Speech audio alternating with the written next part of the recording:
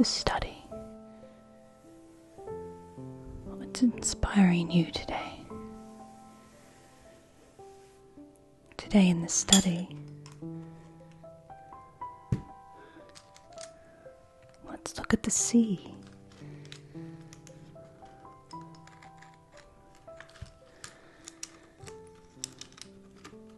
A poem by John Masefield called Sea Fever.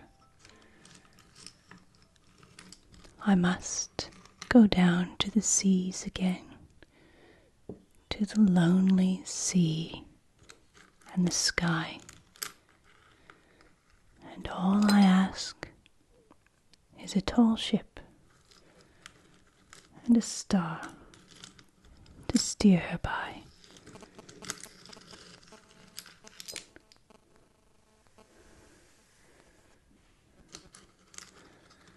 And the wheels kick, and the wind's song, and the white sails shaking, and a grey mist on the sea's face, and a grey dawn breaking.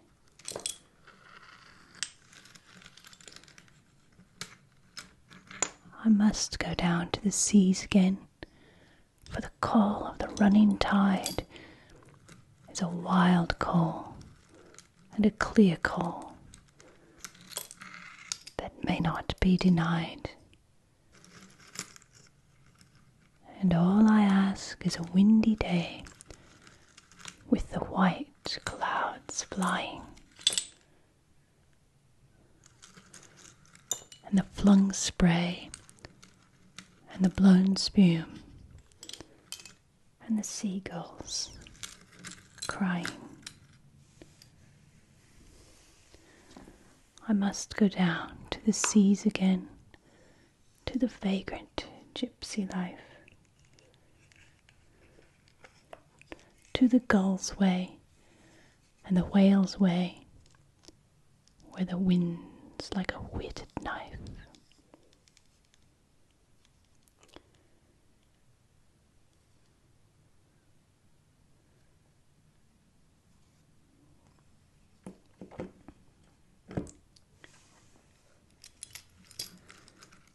And all I ask is a merry yarn from a laughing fellow rover, and quiet sleep,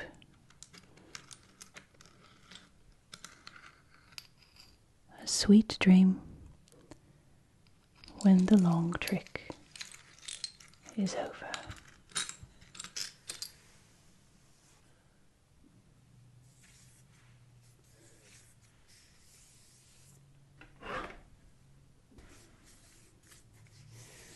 Here we have a sketchbook, the Sea Journal, Seafarers' Sketchbooks by Hugh Lewis Jones. There's all kinds of interesting sketches and notes in here that give us ideas, history, fantasy, color of people observing the world around them from the sea. Shall we look at it together?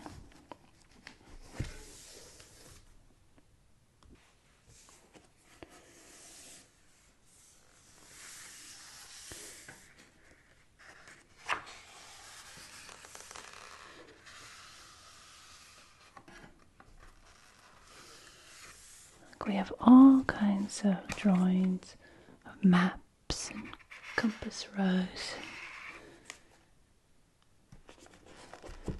And look, our navigation equipment from the Renaissance era. Do you remember when we did that in the study? And Arabic maps and drawings of whales.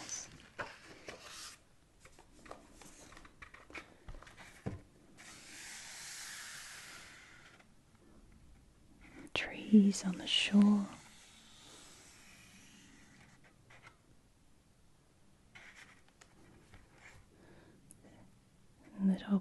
of latitude 13 degrees 0 minutes north.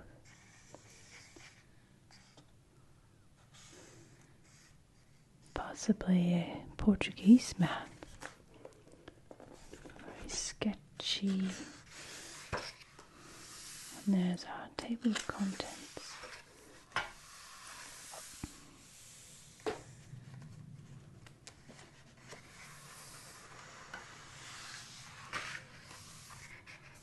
All manner of. Look at this one. It says Alfred Noyes, 1930. There's magic in the distance where the sea meets the sky. And here you can just see the ghost of a ship on the horizon. Is it a ship or is it clouds? And these seafarers with all of their sails out, having a fast passage through the giant waves, are probably looking at the horizon, wondering if there are fellow mariners out there, or if it's just a trick of the atmosphere.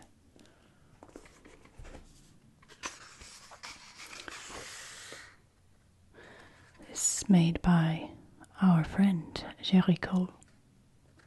Sketch of a storm off Le Havre in 1818.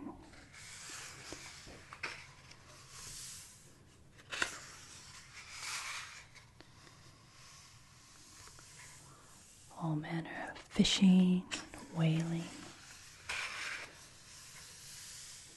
trading at a port with exotic things, a cat.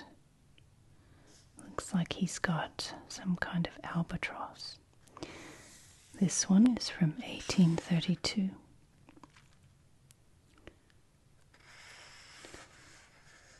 A Dutch pastor, Jan Brandes, sailed for Java in 1778 and later travelled to Ceylon and South Africa and filled his journal with sketches ashore and afloat.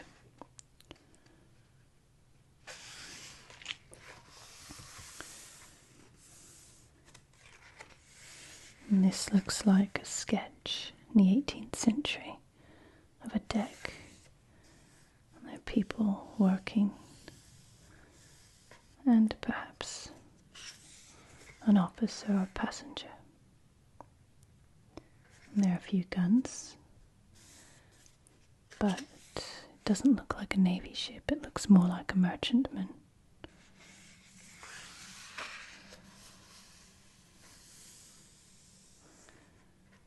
A narrative of Commodore Anson's voyage into the great South Sea and round the world.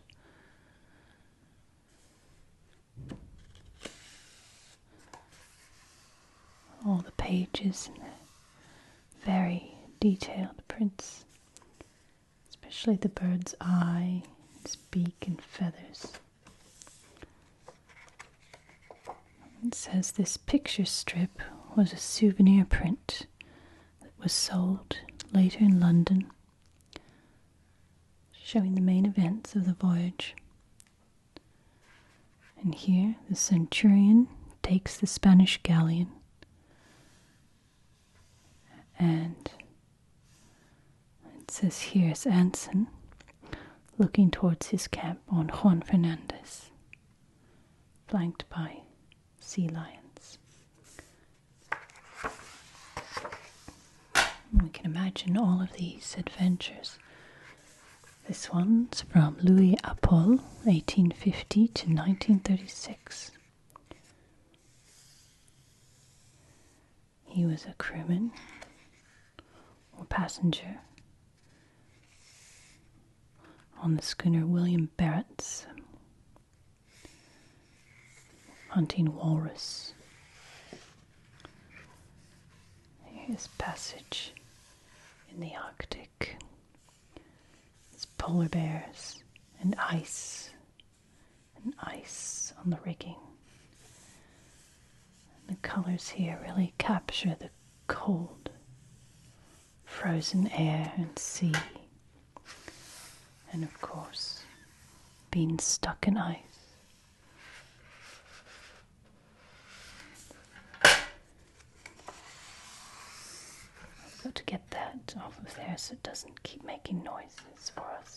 There we are. Some more of his drawings through the polar ice. And this one from Sigismund Backstrom, 1750 to 1808. Again, sailing after seals and walruses. Quite brutal, these sketches. So we can be glad we are not with them here.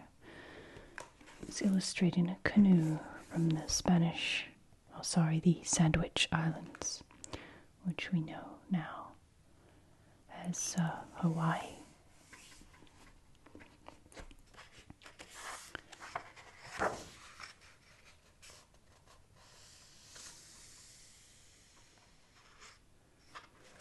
The natives of different islands. And this one looks like it's flying a Spanish flag. And this is Chief of Nootka, sitting on the ground. A view of Cape St. James, the southernmost part of the Queen Charlotte's Islands, and Magdalena Island, southernmost of the Marquesas in the Pacific.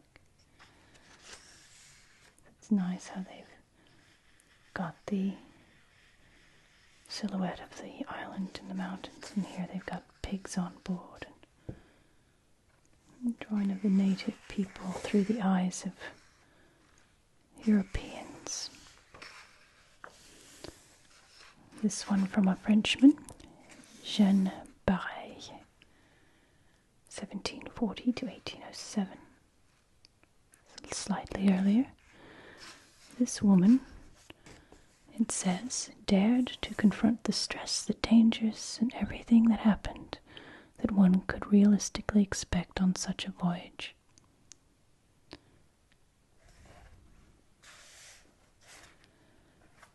In April 1768, 2 French Navy ships lay at anchor off the coast of Tahiti. On the beach stood a lone woman surrounded by Tahitian men.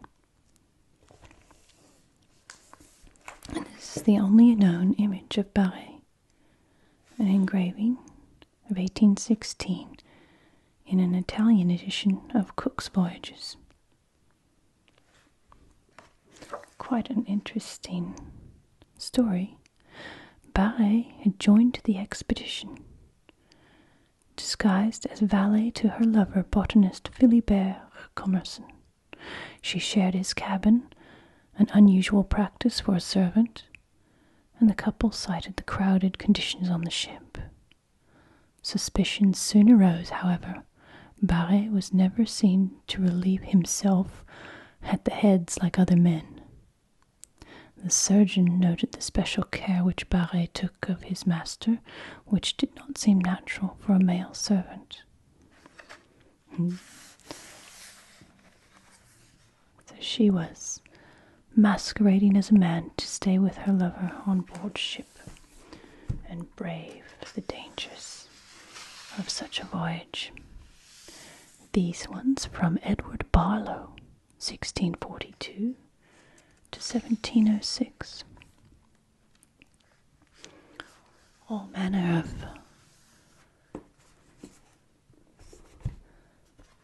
adventures here. Look at that. Birds, fish, flying fish, and fleets.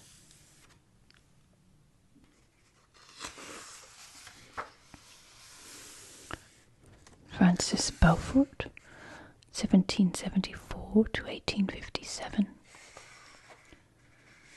And he's very meticulous there, writing down a key to his weather observations and a scale of the wind. He kept weather diaries for much of his career and created the Beaufort scale in 1806, which we still use today, by the way. While in command of his HMS Woolwich, he revised his scale in 1807 to the more familiar 12 forces. Force 1, 2, 3, 4, etc. And more meteorology. Beaufort scale revised.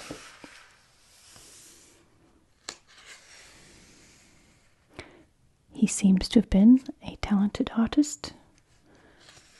Some of his journals filled with meticulous sketches of natural specimens. Now we have an interesting one, Charles Benson, 1830 to 1881.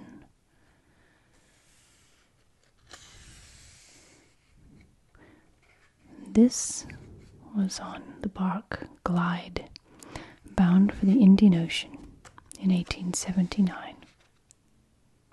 It seems he's taken a print with him, clipped from illustrated periodicals, showing an actress in a stage show.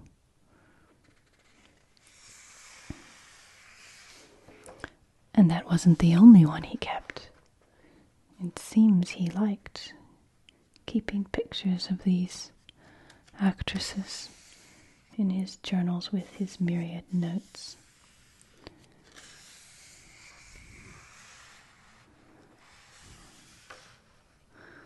Now we have Peter Blake, 1948 to 2001. This looks like almost like a ship's log, leg 3. On the 1st of April 1994, thousands lined the quayside in Brest, northwestern France, to cheer as a yacht came in. Peter Blake, skipper of Ensa, has just circumnavigated the world with his friend Robin Knox Johnston in 74 days and 22 hours. They had also become the fastest men to do it, winning the coveted Jules Verne Trophy. Charismatic New Zealander, Blake was a man born for the sea, and his achievements are without equal. And this is his logbook, writing in the time. And here we have the course steered, latitude, longitude, there, wind direction, sea state, and looks like so their course, their temperature, air and sea. So they've only got one reading for the sea temperature. And then of course their comments here. Engines on off. Nice detailed thing. Here we have someone you might remember. William Bligh, the captain of the ill-fated Bounty.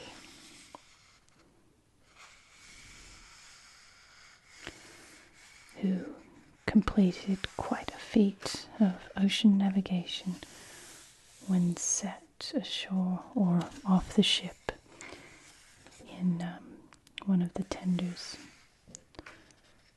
of the longboat by Christian Fletcher and the mutineers. And you have some beautiful drawings of birds. Are we still with Bligh? I think we are. In 1791, Bligh returned to the Pacific in command of the ships Providence and Assistant, and succeeded in bringing breadfruit to the West Indies. And these are some of his beautiful sketches from that second voyage. Very nicely detailed, aren't they? And ink and watercolor.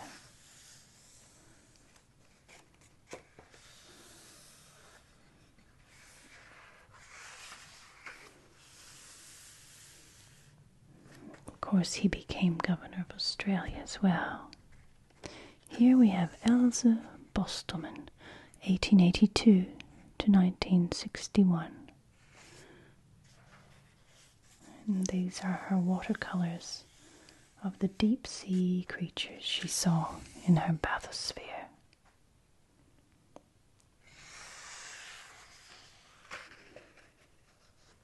Strange looking creatures in the very deep depths of the ocean. Robin Knox Johnston. Another log with some pictures.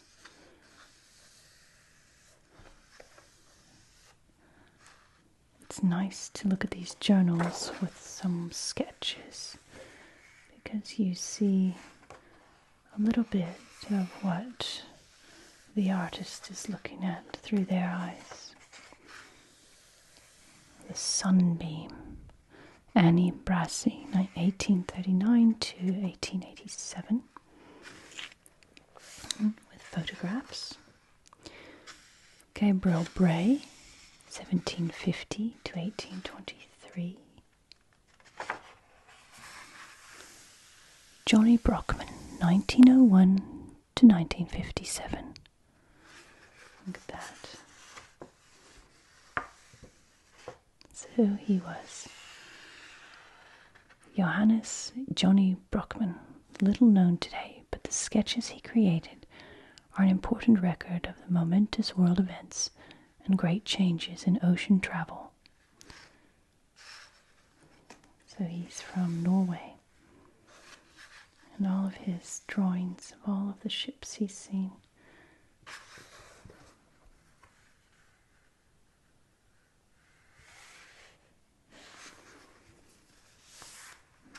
Look at that, he must have really enjoyed drawing these, making these sketches and cataloguing what he's seen with humor as well. And precision.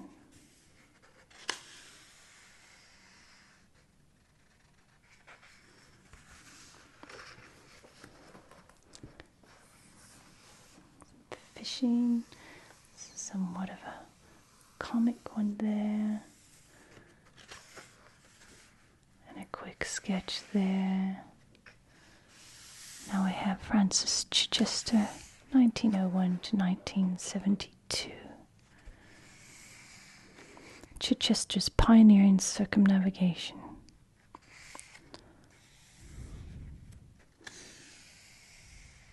A crowd of more than 250,000 people was waiting at the harbour to welcome Chichester home after this navigation in Gypsy Moth 4, which is now on display in Greenwich, next to the Cutty Sark. More images from the Arctic and native Inuit, and islanders, and these ones are Californians and sea lions, so many of them. Icebergs by Frederick Church, late 19th century. And this one's interesting. William Coates, 1865 to 1917.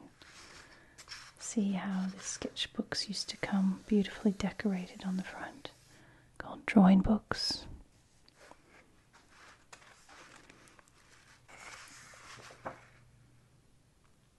And here they're shooting at a bird, and these little men are throwing balls back from the back of the bird. This says that William Coates sketched to escape the horrors of the war. The threat of destruction was constant, whether by being bombed from above by biplanes, blown to bits by floating mines, or torpedoed by submarines from below. Each day the lives of those on the small British ship hung in the balance. and each day the captain took his mind off their troubles by sketching into the night. Alone in his cabin, he reimagined their perils in the First World War in ink and paint, as if voyaging on an 18th century brig. His sketchbook remains unfinished, as his luck eventually ran out.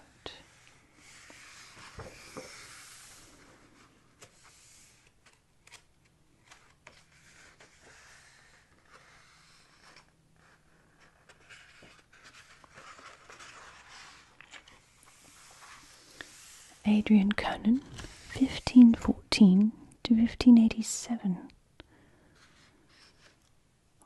On 21st of October 1546, Conan bought a large squid, at the local fish auction. So he seems to have studied these strange creatures. He studied other squid caught by fishermen and drew on a French text by Pierre Bellon. He presents an array of the fish he studied, and even a whale.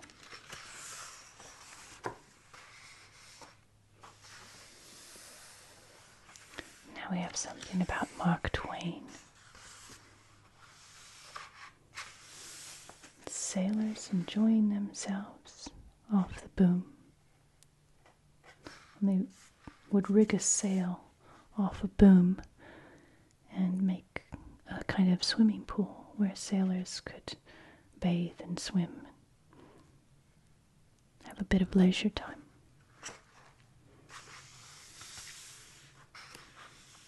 John Kingsley Cook.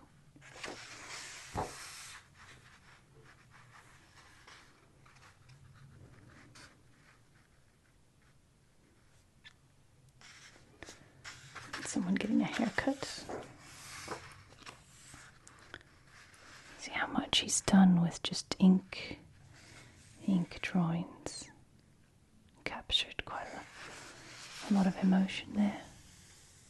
Edvard Cree. Beautiful muted colors there.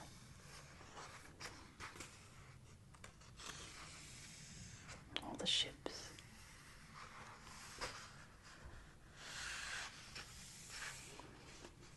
Deck. This looks to be crossing the equator. King Neptune. Sailing across the equator heralded time-honored rituals and newly invented traditions. Here, in the elaborate crossing the line ceremony on the Rattlesnake, Father Neptune made his appearance at 9:30 a.m., attended by his rabble with drums, fifes, and horns. And here are the passengers watching, looking on.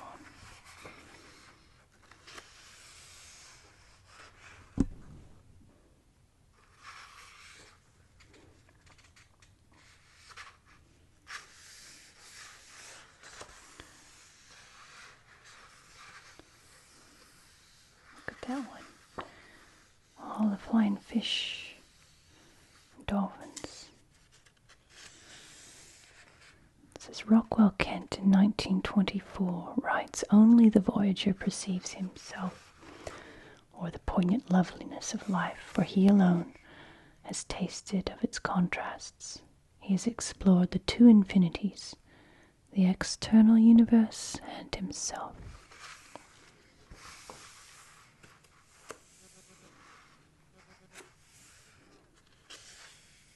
These wonderful journals there where he's got notes, watercolor,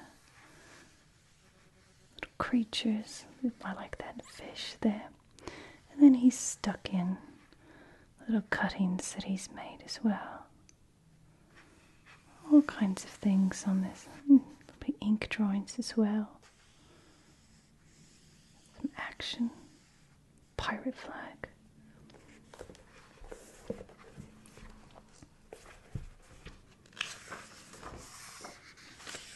Joseph Gilbert. Southern Ocean. Look at that, the vastness of these mountains peeking out over the fog of Antarctica. Look at that. What a journal that is. He's got the islands marked out there too. A journey through the Southern Ocean. And Juan Fernandez. Here's Conrad Grüneberg, 1420 to 1494. Look, they've got a monkey or some kind of longer-tailed creature there they've picked up. This big galleon. Very early explorers. And here we have Chinese one. Chinese journal. It looks like a print. Got a zebra, elephant, and even a giraffe. Zheng He, 1371 to 1435. The Kon-Tiki one of Eric Hesselberg, 1914 to 1972. Kon-Tiki Expedition published a book of his sketches in 1949 based on his sea diaries called Kon-Tiki og Jeg in Norwegian, and was translated into several languages. And he's put so much into this one. This sketchbook is amazing. It's so colourful and detailed. Look at all of these atolls here, Pacific. And he's got a little song there, Norwegian. And also it looks like in Tahitian, that's in Papeete. And his crossing the line certificate.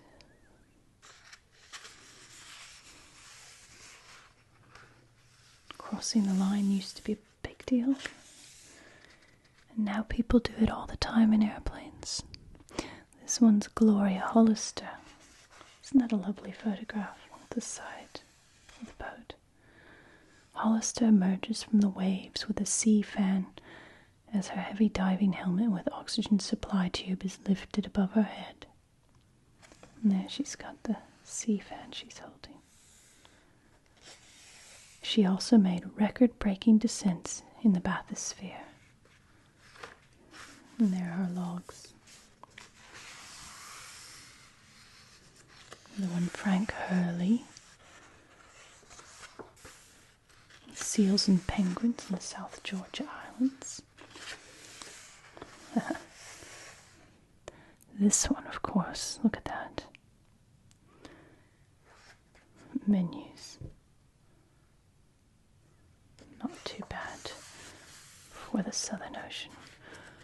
Kumataro Ito, 1860 to 1930. The sea creatures. They're colourful and beautiful. Look at that. And here he writes in Japanese notes. This is a very strange creature. And that one looks like a lot of sea slugs, but they're very colourful. And he's captured that, hasn't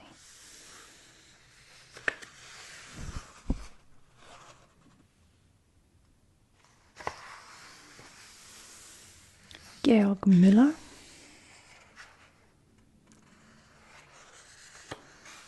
In the 17th century. Very fantastical images here. Some birds. There's a sulphur-crested cockatoo, it looks like, doesn't it? And a rosella, crimson rosella. Pica pie, that's I think it's in the magpie family. Horatio Nelson, 1758 to 1805. And this is a hastily made sketch. On the back of a scrap of paper appears outside to outline Nelson's plan for the Battle of Trafalgar, showing the enemy line cut in two places. So I assume that's the Spanish and French combined fleets. And that's where Nelson's ships would come.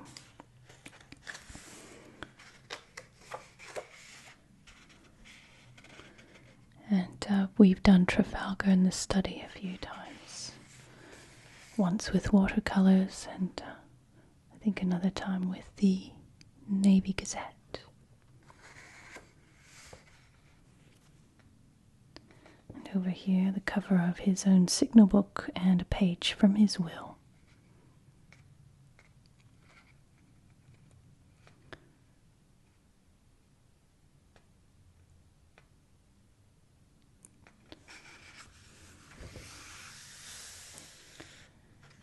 There's a private weather log.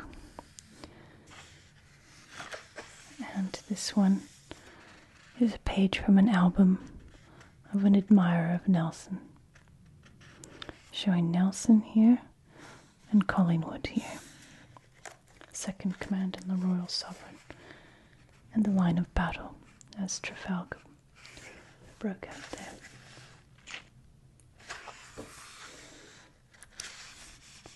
Paul-Émile Pajot. Very big ship in bad weather, 1873 to 1929. What gorgeous, gorgeous ink there.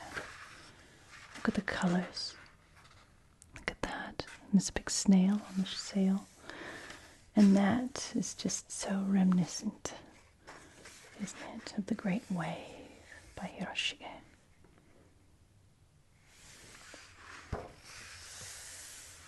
Look at that. It's got an octopus, many sailed with, sea creatures, and sailors picking up a man,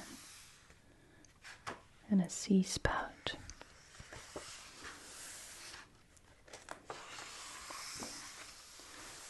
And here we have maps, again with these roses there, directional.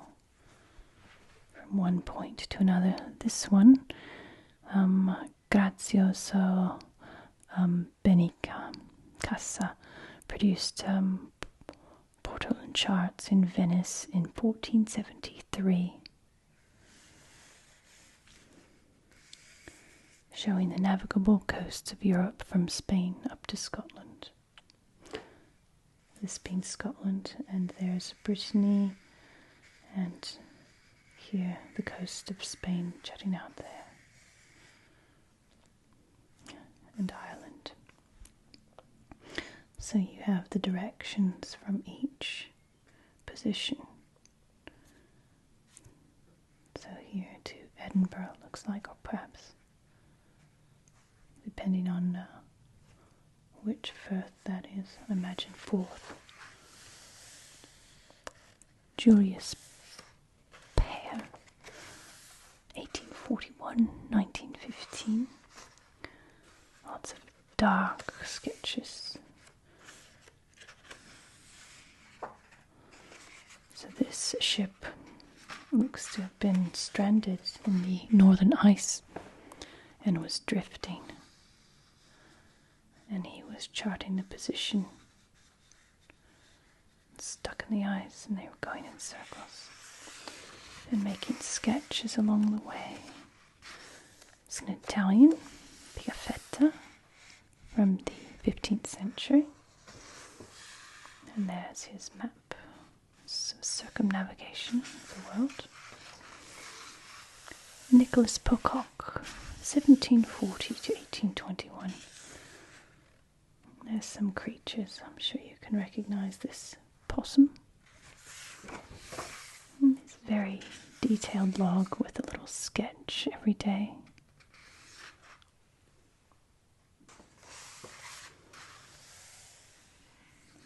Boom. Look at that. He's got all the flags as well. And the names of the ships. Orion, Ganges. The cross by the ones that have been destroyed. So this is the so-called glorious 1st of June in 1794. Pocock is one of the first artists to draw in a war zone. One sketch shows the Royal Sovereign and the Terrible. He also made an aide-memoire table of the flags of the British fleet at the battle. And this is a capture and destruction of Spanish frigates in 1804. And there's another sketch, line of battle, and the wind gauge there.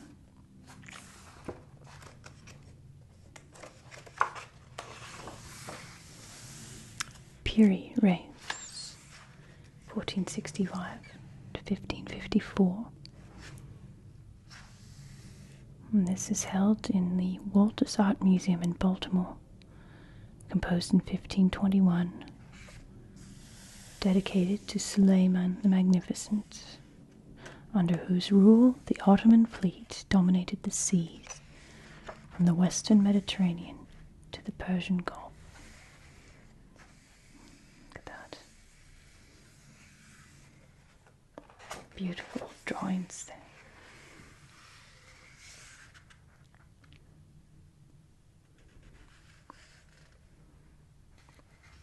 This looks to be Venice.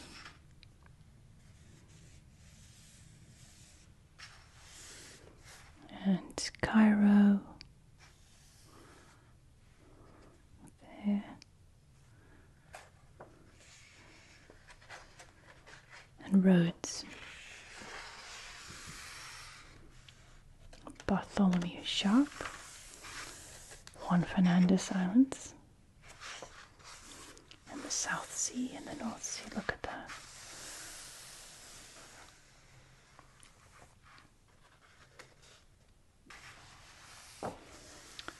Tomás de Súria, 1761 to 1844.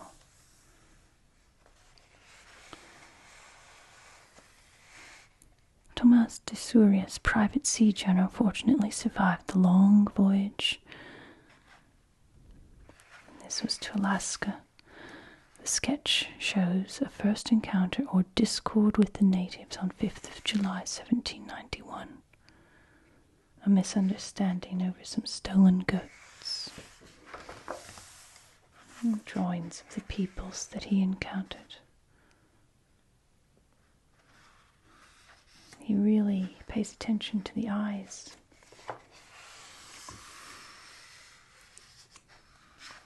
(1509–1573), Guillaume de Testu. Look colourful, and he's got the winds, the prevailing winds. And this map there.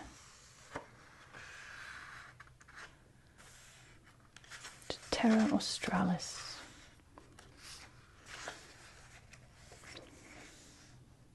It's quite something, that one.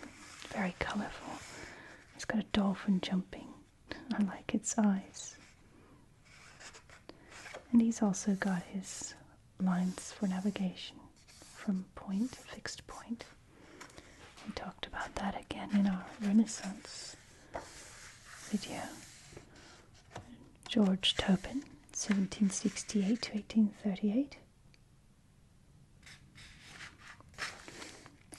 And this is the Torres Strait Islanders, just north of Australia, or north of the Australian continent.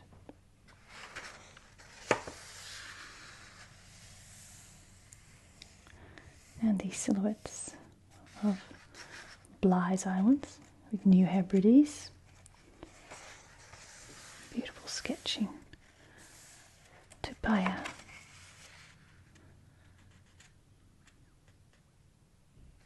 This says it's possibly a high priest of Raitea.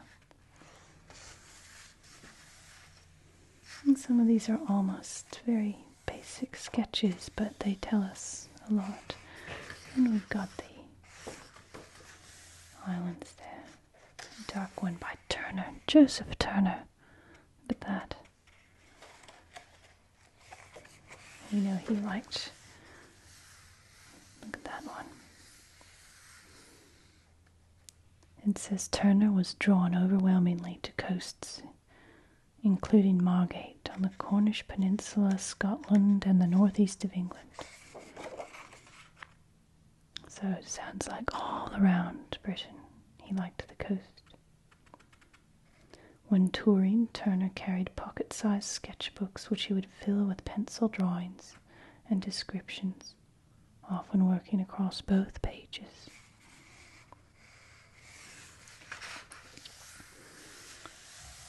Wouldn't be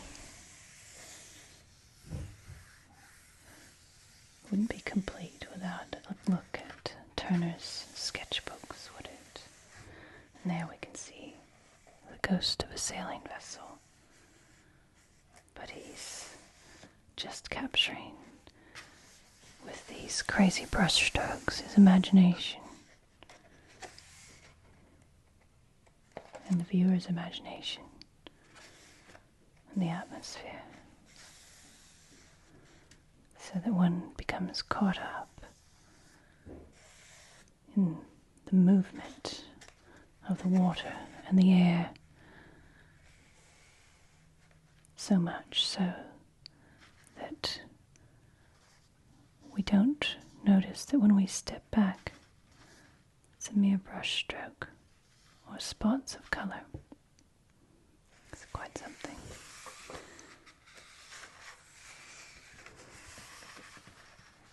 And just a few more, they complete our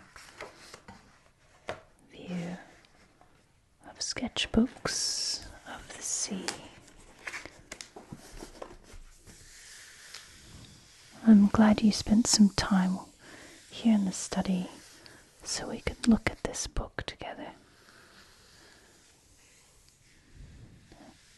I wish you happy dreams, be they in the daytime or at night, in the light or in the dark. Be good to yourself, be kind to others, and be extraordinarily